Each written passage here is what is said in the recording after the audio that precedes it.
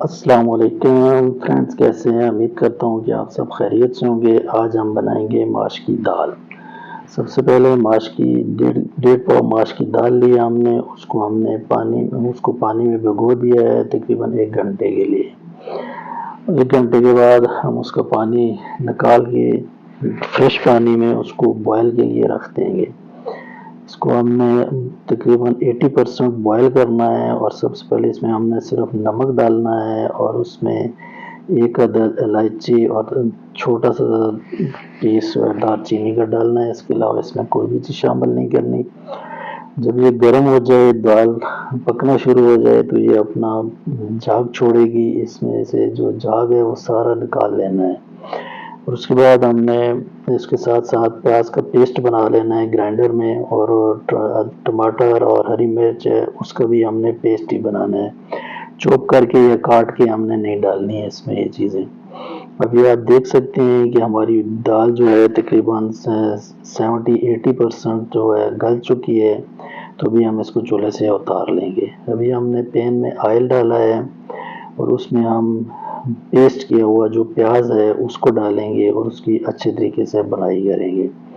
जो खुश्क मसाला जात हैं उनमें हमें ज़्यादा मसाला जात नहीं चाहिए, सिर्फ सुरख मिर्च, कश्मीरी मिर्च, हल्का सा नमक और कसूरी मेथी और हल्दी है। ये देखिए हमारा प्याज तैयार हो चुका है, कच्चापन इसका ख़त्म हो चुका है। इसको ब्राउन की तरफ भी लेके नहीं जाना है। इसमें हमने टमाटर और हरी मिर्च और बाकी जो खुश्क मसाला जाते हैं वो डाल दिए हैं। तो अभी हमने इनको अच्छे तरीके से पकाना है। जब हमारा मसाला तैयार हो जाएगा या इसका पानी ख़त्म हो जाएगा, ये ऑयल छोड़ देगा, तो ये हमारा मसाला रेडी हो जाएगा। अभी आप देख सकते हैं कि हमारा मसाला बिल्कुल दानेदार सा तैयार हुआ है और वो खूबसूरत मसाला बना है। अभी ऑयल उसने छोड़ दिया है तो अभी हम इसमें ऐड करेंगे दाल को।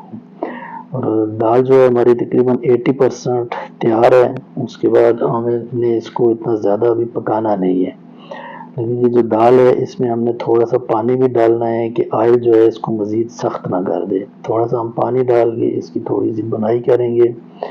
ये देख सकते हैं आप कि हमारी तकरीबन दाल तैयार है। इसमें अभी हम ज़ीरा डाल रहे हैं और काली मिर्च डाल रहे हैं। इसके अलावा इजाफी एक्स्ट्रा हमने कोई भी इसके मसाले नहीं डाले हैं। शॉर्ट से मसालों से ये बनने वाली रेसिपी है। ये हमारी दाल बन के तैयार हो चुकी है। ये देख लें अलग अलग दाना है। और अगर आप खुश्क पसंद करते हैं तो इसका पानी बिल्कुल ख़त्म कर लें। अगर इसी तरह थोड़ा सा ग्रेवी रखना चाहते हैं तो आप इसी तरह दाल जो है ढाबा स्टाइल ऐसी बनती है। अभी हम इसके ऊपर गार्निश कर रहे हैं अदरक, धनिया और हरी मिर्च।